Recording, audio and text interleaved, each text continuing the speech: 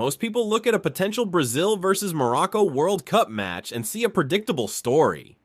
One giant, one outsider, one football superpower expected to advance, and one underdog expected to eventually run out of miracles. At least that's how it looks on the surface. But World Cups have a habit of exposing assumptions, and sometimes the most dangerous matches are not the ones everyone fears. They're the ones nobody takes seriously enough, because history contains a warning that Brazil fans know all too well. The teams that usually hurt Brazil are not always stronger. They're not always more talented. They're not always better. They are simply willing to make Brazil uncomfortable, and Morocco might be one of the best teams in the world at doing exactly that. At first glance, the matchup feels obvious. Brazil are Brazil, 5-time world champions, the most famous football nation on earth, a country where football is more than a sport. It's identity, expectation, responsibility. Every generation inherits the same burden. Win. Anything less feels like failure. Morocco enters the story carrying a completely different emotion. They are not expected to dominate. They are not expected to entertain. They are not expected to control matches for long periods. And that might be precisely why they are dangerous. Because pressure creates strange things in tournament football, and pressure rarely affects both teams equally. Before anyone discusses tactics, formations, or individual stars, there is a more important question. Who is actually carrying the weight? Because one team walks onto the field hoping to make history. The other walks onto the field believing history already belongs to them. That difference changes everything.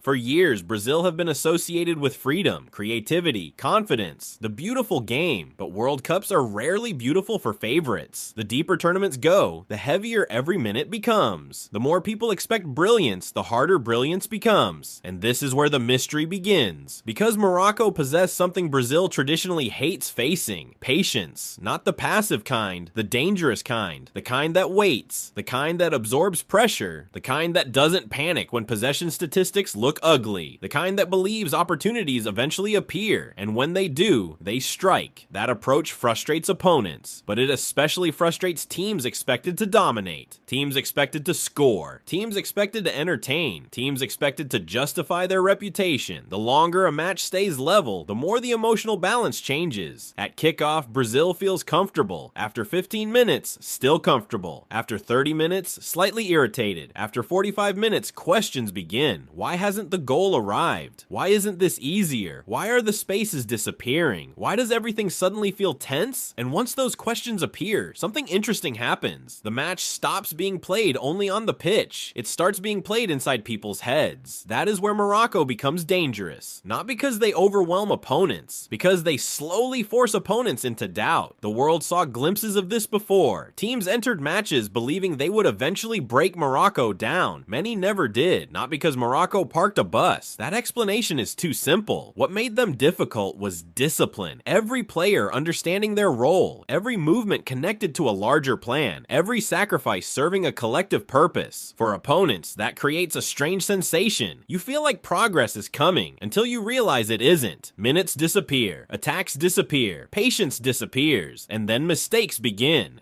The frightening part for Brazil is that frustration has always been one of football's most dangerous emotions. Anger can be useful, fear can be useful, even desperation can create moments of brilliance. Frustration is different. Frustration clouds judgment. It convinces players to force passes, take rushed shots, abandon structure, forget patience. And once that happens, Morocco's greatest weapon becomes available: space. Because counterattacking football is not just about speed, it's about timing. The best counterattacking teams don't attack constantly. They wait, they lure.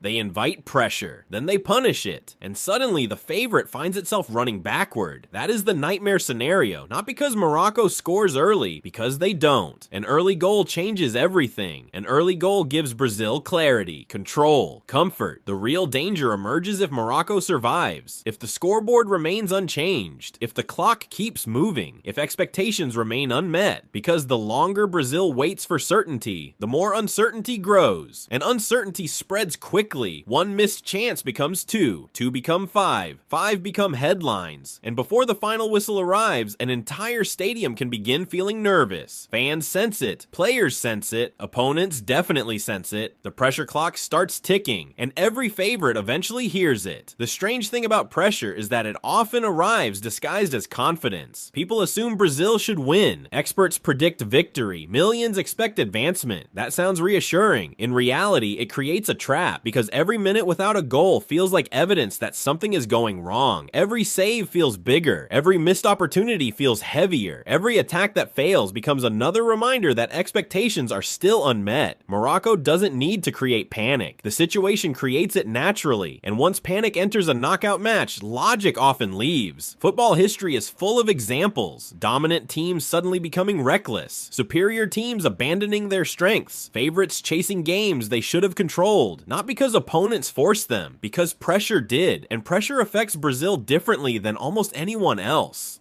Most nations dream of winning the World Cup. Brazil is expected to win it. There is a difference. A massive difference.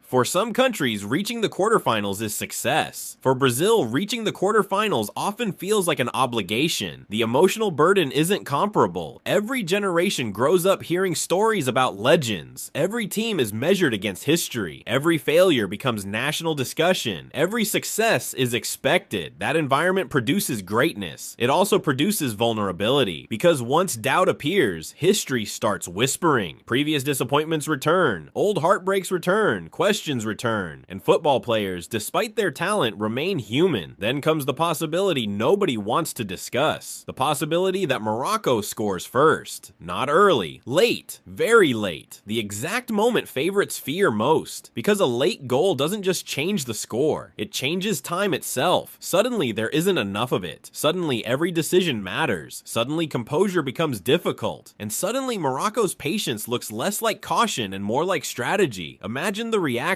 the shock, the silence, the realization that what seemed impossible is now unfolding in real time. At that point, talent alone is rarely enough. The game becomes emotional, chaotic, unpredictable, and Morocco would welcome that chaos, because chaos is where expectations lose power. There is another layer to this story, one that makes the matchup even more uncomfortable. Morocco doesn't need many chances. That's what makes disciplined teams so dangerous. They don't measure success through volume. They measure success through moments. One transition, one mistake, one lapse in concentration, one opportunity. That efficiency places enormous stress on opponents, because every missed Brazilian chance suddenly feels expensive, not disappointing. Expensive, as if the cost of failure is continuously increasing, and that creates a dangerous psychological cycle. Brazil attacks. Morocco survives. Brazil grows impatient. Morocco grows confident. Brazil takes more risks. Morocco finds more space. Brazil feels urgency.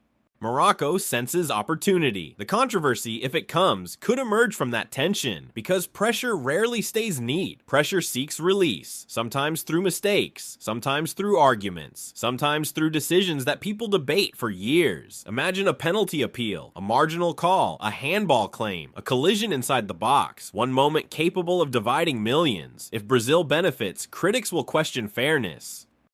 If Brazil suffers, critics will question justice, and Morocco, as underdogs, would instantly become the center of one of the tournament's biggest discussions. World Cups love these moments, not because they're fair, because they're unforgettable. Years later, people remember controversy far more vividly than routine victories, and that possibility hangs over this matchup, not because controversy is inevitable, because the emotional conditions for controversy already exist. Expectation, pressure, fear, hope, national pride.